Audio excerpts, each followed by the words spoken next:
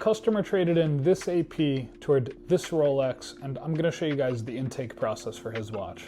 First thing I'm gonna do is take my loop and take a close look at the dial, the hands. I wanna make sure there's no dust under the crystal, which would be a sign of a watchmaker kind of getting into the watch and messing with things. I do see one tiny hair on the 4 o'clock marker, but overall things look pretty good in here. Being that this watch is 10 years old at this point, I can't expect to have never been opened. As they closed it up, they let one tiny hair hide its way in here, not a deal breaker. And then also while I'm over here, I'm looking at the crystal, make sure that the crystal doesn't have any scratches on it or any nicks around the edges. All right, crystal looks good. The one thing that I am noticing is that the screws on the bezel seem to be the tiniest fraction taller than the bezel, and typically on these flat bezels the screws actually sit a hair beneath it. So what it tells me is that the bezel was most likely polished one time, which removes a layer of the metal, which in turn makes the screws appear like they're sitting a little bit taller. But what I will say is the bezel was refinished super professionally.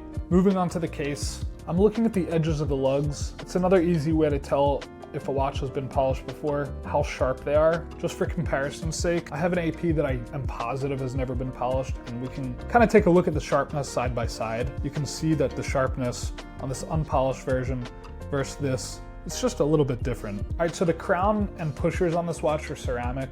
Ceramic is a material that can chip.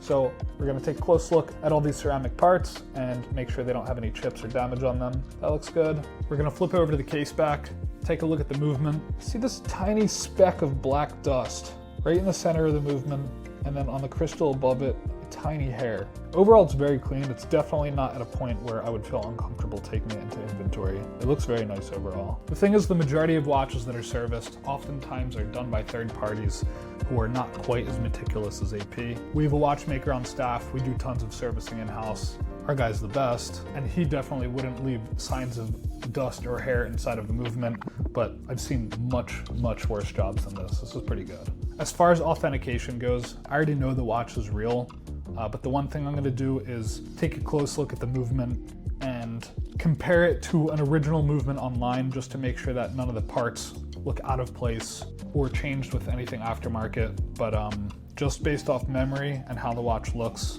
I feel pretty confident about it.